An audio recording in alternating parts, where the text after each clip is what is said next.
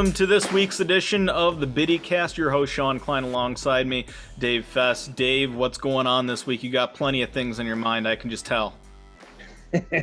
Yeah, it's we're getting into crunch time here for fantasy football for this league, many leagues. It's official. The playoff teams for our league have been determined. Absolutely determined. We're gonna dive into that in a little bit. There have been 4 teams eliminated, 6 teams remain. Now it's all a matter of getting that seeding down. So let's jump right into it. Let's talk about what happened this week. Let's do it. First game up, you have the Muppets against the UK Bills, 140.85 to 133.5. Big upset in my opinion. I mean, UK Bills was the highest scoring team. 133, nothing to be upset about, but certainly not the highest score of the week. But Muppets here, look at your team here. What was it surprising to you? I mean, you got the big. You gotta point out Jalen Waddle. I mean, huge game this week. Yeah, big game for you, Muppets. Big win for Muppets for sure. Big win. Double D gets a slight win over Itty Buddy TE by committee. 0.9 points. Yeah, I think that's surprisingly, I think that's the second slimmest margin. Earlier this year, I beat Angela by like 0.35. So definitely a close game here. Itty Bitty continues to fall, and Double D, I mean, you'll take a win where you get a win, but man, he must have been biting his nails towards the end of the year. That was a nail biter, wasn't it? Knob Slobber's coming up with a big win. I think you got the most points this week, didn't you? Yeah, sure did. Yeah, big game. I got a huge game from Dak and from Cordell Patterson. But I mean, my defense, 22 points. I mean, that's crazy. Yeah, whenever you get above 10 points for a defense, that's reason enough to throw a party, right? Yeah, absolutely. I'll take it, and it gets me a little bit closer to the point total. I'm not far behind Alex with a few weeks here to go. We'll see what happens. Buffalo Angela coming up with the win over Killer Tomatoes. Nothing surprising here. I think if there was a game last week where we could say this is exactly what we thought it was this one. Yeah, I mean, I think I said that she was going to win by 50 points. She wins by 30 points. Not a big difference there, but yeah, Rob's team continues just to be bad. Yeah, and Christian McCaffrey now out for the year on IR. Yes. Bend It Like Beckham coming up with a win over Not My Year Bitches. Yeah, I mean, this is a game that everyone knew what the outcome here was going to be. You look at Ben's team, Russell Wilson, 21 points, big 25-pointer for Antonio Gibson, but 34 points from Jim Mixon certainly helped take away for that win. Yeah, Mixon's been on fire lately for the Beckham crew. Now we're looking into. I'm not putting up the standings because, as you mentioned earlier, there's no point. The playoff teams are determined. So here are the playoff teams. A lot can still change. They're all within one game of each other. Yeah. I mean, you look at myself and UK Bills. We're same record. He got the tiebreaker because he beat me at 8-4. But certainly, if either myself or him slip up, Muppets could slip into that top 2 spot. And it like Beckham could. Any team really could slip into the top 2 spots here. And and we talked about this a couple weeks ago about whether or not having a bye is advantageous or not in fantasy football. I really don't care what seed I'm in. I'm just happy I made the playoffs. I could lose these last 3 games here and the last 2 games here, and it really wouldn't upset me all that much because in the playoffs. That's yeah. So we got 2 games left. So that puts the cap at 10. The most anyone can get is 10 wins. And for 3 of the teams, it's 9. So things could get really tight. And then looking at the tiebreaker would actually be points 4. And UK Bills has a really good stranglehold on that. I think they're currently beating you by 50 points or so. right. So that's going to be tough for you to make up 50 points on UK Bills over the next 2 weeks. I just don't see it happening. So I think UK Bills kind of stays in that 1 seed unless they have some losses here. Well, I mean, you say that, but last week they had 100 points on me, and I cut that gap in half. So I'm not going to sit here and I think you're right. I do agree with you, but certainly a big game on anyone's end could turn the tide real quick. You're second in points, followed by Double D and the Muppets. The only playoff team that is not in the top 6 in points is actually Buffalo Angela. Interesting. Strong start for her. They really padded her for getting into the playoffs. I mean, I think she said, 4-0? Right.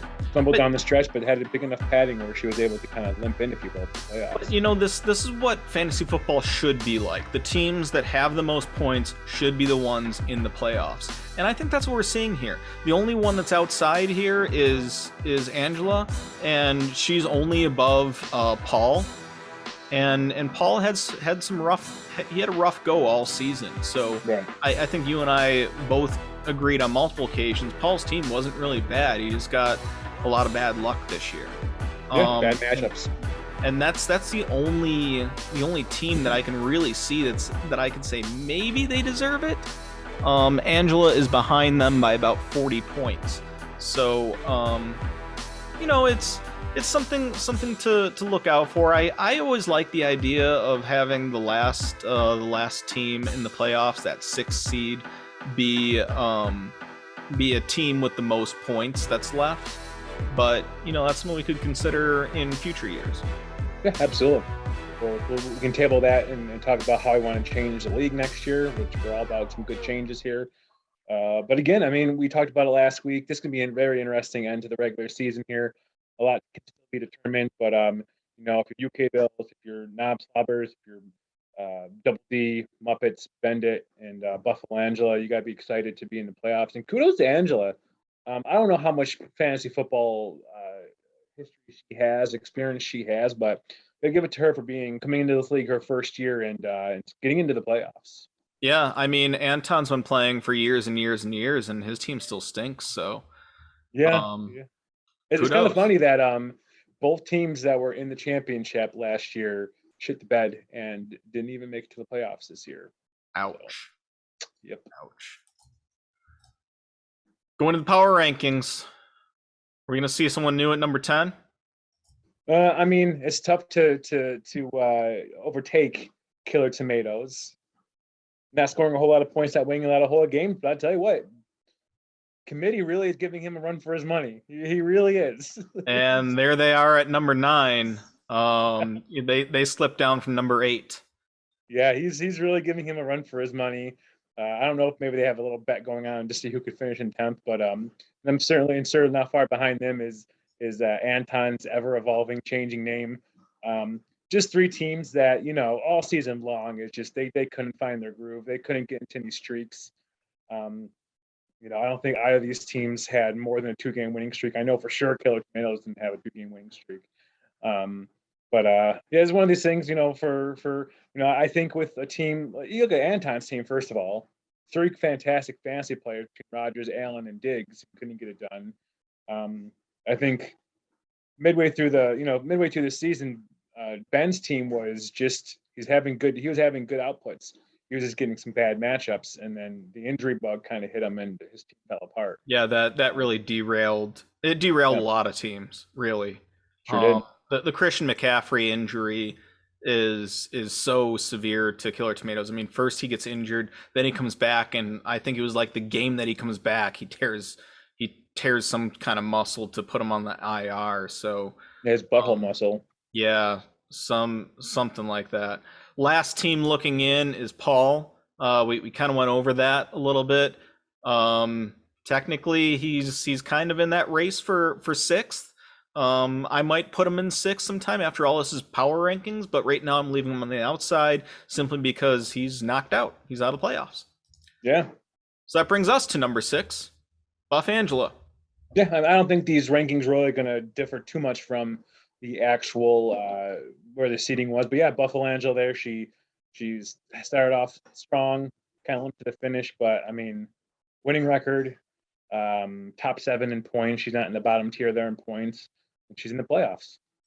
Number 5. It's Beckham Jr. He went down a spot from number 4. Yeah, felt kind of you know, it's he's got some work to do here. He's got a good team. Again, we've been saying this for weeks. He's got a good team. Yeah, He's a team I up. think all the top 6 teams have good Sure, teams. absolutely. I mean, I really think it's going to be one of those things where anything can happen in the playoffs. Oh, absolutely. Number 4, Muppets moving up a spot here after a big win over UK Bills. Yeah, I mean, I think Muppets has been 5-4, 5-4, 5-4. Every week they're just swapping between 5 and 4. But yeah, it depends on a win or loss, basically. Yeah. Number 3, you have Double D. Yeah, I don't think there's any real big changes here in the consensus power rankings here for the top 3. You can scroll through 1, 2. I'm assuming it's going to be myself at 2, consensus, even though I rank myself 1, and then UK Bills there. Well, yeah. you know why you're not number 1. It has to do with points. He's got he beat me. And Double D's down by 100 on you. So I think there's 2 clear top 2 teams in this league, and it's UK Bills and Knob Slobbers. Yeah, I'd agree. This could be the preview of not previous, could be the championship match, UK Bills versus the Knob Slobbers. We've got 2 big weeks coming up. Here's the first one. We have some lopsided matchups this week, though. In my opinion, lots of them. Only a few close ones. So this week we have the Muppets, and Anton's changing team name, and this one's going to be called by Spiro and Jay. I love Spiro. Spiro's great. Yeah. Spiro brings some energy to the games that no one wants to watch, but they're the only game that's available in market. So it's kind of like Gus Johnson. He brings excitement to the terrible matchups. But yeah, Muppets all day long. All right, you're taking the Muppets. I'm taking the Muppets. Muppets for Spiro and Jay. Buffalo Angela and Double D. They're being called by Buck and Troy. Okay. So this is the prime. This is the America's Game of the Week on Fox. What makes you decide to have that playoff match? Yeah. You got 2 playoff teams here. It should be interesting. But you got Double D taking it. I love the looks on Buck and Aikman's face there. It's very accurate for them. And funny story, real quick aside about Troy Aikman and Joe Buck. Troy Aikman's like 6'5", 6'6". Joe Buck is like 5'10", I think. Joe Buck sits on a riser. Yeah. So that he doesn't look as short as he is when he's sitting next to Mr. Troy Aikman. Very common. I'm also going Double D on this one. I'm not confident in Angela's team, unfortunately, in that 6th spot. I think it's the weakest team in the playoffs. Yeah, I'd agree. Itty Buddy TE by committee against It's My Year Bitches, and this one's not going to be called by anyone else other than Ian Eagle and Charles Davis. I'd agree with that. Although Charles Davis, I believe, is the Madden announcer. This is CBS's throwaway game for sure, and I agree with this one. And then to me, It's My Year Bitches. This is again going to be a runaway for It's My Year Bitches. Yeah, I'm also. We have a lot of similar bets this week. Me being down by 5. I'm not going to make it up this week for sure, since we're both on the same page on a lot of these. Killer Tomatoes, UK Bills. This one's being called by Kevin and Mark Sanchez. Kevin Curlin and Mark Sanchez. You got I UK didn't know Bills. Mark Sanchez was an announcer. That's amazing. I struggle with this one because I would love to get a late season upset go my way with Killer Tomatoes. But this is like asking, Jacksonville to upset Kansas City. It's just not happening. So I had to go with UK Bills. Yeah, you can't do that.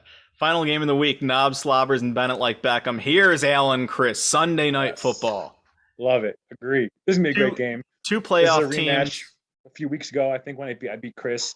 I'll never bet against myself.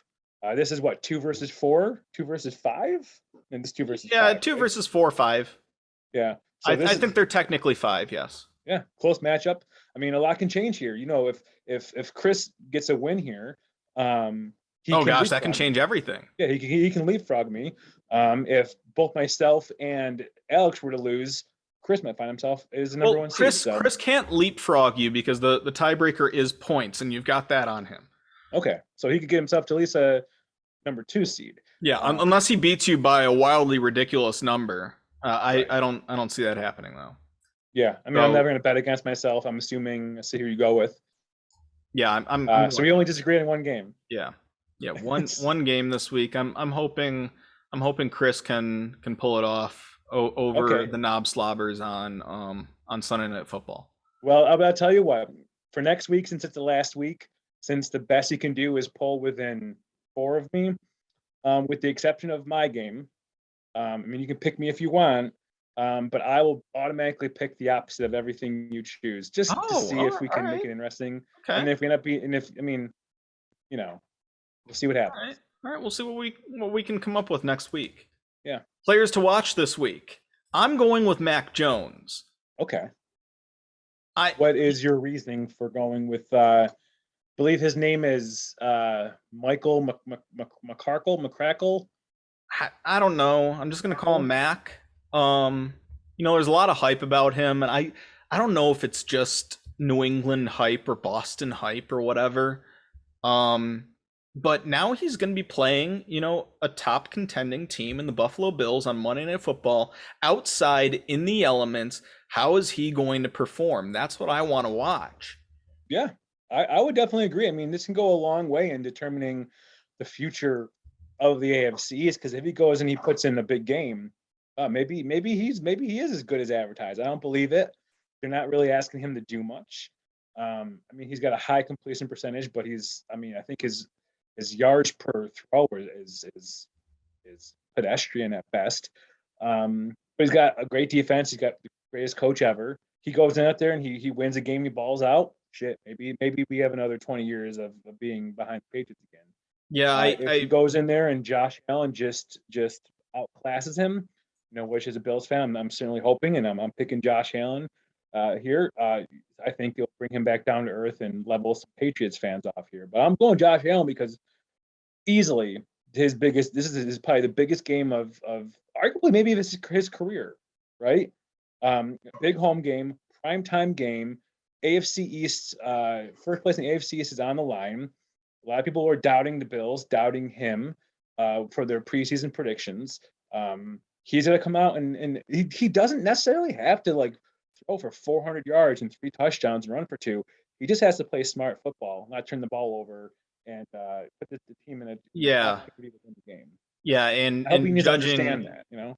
Judging by the weather forecast, I think this is going to be a very pedestrian, low-scoring game. I mean, I heard it's supposed to be miserable. Whether it's snowing or raining or sleeting, I don't know. It's going to be one of those 3. Yeah, windy, cold. Right now they're saying snow. Who knows if it's going to be a lot of snow or what, but should be interesting. The Bills have not done good in inclement weather this season. But we shall see. This is going to be a good game. I mean, I'll be honest with you. I'm rooting for Mac Jones to be a decent quarterback, because I would love to watch this rivalry happen throughout the years, right, throughout the next decade. Yeah, but I also want to see the Bills clobber them. Sure. I mean, I would love that. I would love if they won 49-0. Absolutely, 100%. But I would like to see a competitive game out of Mac Jones, because then maybe, there's going to be the Dan Marino, Jim Kelly new era, right? That kind of battle, or the Peyton Manning, Tom Brady kind of battle between, that. You don't think it can be Tua? No. No, I don't think the Dolphins think that either. Maybe he'll go to another team and be good, but how are the Dolphins? Well, we got talking points this week. We've already touched on the playoffs, but let's up the ante here. We've got I do want to say one thing before you go on. There is some late breaking news regarding does have a fantasy impact. Not sure if you saw this. Antonio Brown has been suspended for 3 games. Yes. Because as it turns out, the rumor a couple weeks ago was in fact true. He did indeed fake his vaccination card. So he has been suspended for 3 games. He is not appealing it. And that's also hilarious, by the way. Right. Yeah. His in-home chef blew him in. So playoffs. We have our ornament bet on the line for the season. Sure. But you know what? I want a second chance at this. I don't think I'm going to win the ornament bet. I want a second chance in the playoffs. Let's make a bet here and now for the playoffs. What are we going to dish out? Well, I mean, you brought it up. What are you thinking? I'll never shy away from any kind of bets. within reason. I mean, are we going to bet which team goes further in the playoffs? No. Just the pick'ems. Pick'ems Okay. during the playoffs. Well, why don't we do this? Why don't we just extend it right through the playoffs? Well, And then because by then Christmas will be over. Okay, we could do double or nothing. We could do, so for the playoffs, let's do a playoffs bring us to February, right? Well, it would bring us to January. Right. Week 16, right? Oh, right. I keep thinking week 17, sorry. The playoffs are the same length as or the same time as the normal ones. I mean, I'm sure. I mean, let's do this. Let's see where this brings us to next week. Let's see how this shakes out. And then we'll go from there. Sleep on it a little bit. All right. Yeah. Okay. But I'm willing. All right. And the next talking point here, we have the lowest score in the Dweeb Award. Talk about that a little bit. Yeah. So we got to link up with Rob here. But Rob said that if he's planning on making a trophy for the yearly trophy for who has the lowest score or the most combined weeks is the Dweeb. I think Rob's 6-7 weeks where he's got the lowest score. So Rob's going to make that up, and I believe we're going to try to have a gathering that I challenge Rob to host, where he will debut the Dweeb Award. He says he's going to make a trophy, so we'll debut that. Rob, I hope it's like a Sacco. Right. Rob will get to hold it for until somebody overtakes him, which I guess if I'm him, I'd hope it happen immediately next season, but we'll see. We will see. That's all for this week's episode of the BiddieCast. Any final words, Dave? No, I mean, to all the teams that made the playoffs, congratulations. I think last year, I was watching the BiddieCast last year, and I think playoffs were still being determined going into the last week of the season. So it's interesting that we determined playoffs, at least the teams, this early in the season. Lots of dichotomy in this league. Yeah, and there's been a lot of parity in the NFL this year, and it's had an impact on fantasy football because there's been a lot of just like Cordell Patterson. Where did that guy come from? He's one of the best fantasy players in the NFL today, and like he's 30-something years old. He's a 30-year-old running back who also is a wide receiver. It's just bizarre. A lot of craziness, a lot of injuries again. That you can attribute to that, but that's why you play the game, for these interesting things. So congratulations to the teams that made the playoffs. Teams that didn't, go back to the drawing board, draft better, do something better. But overall, everyone just Merry Christmas and go Bucks.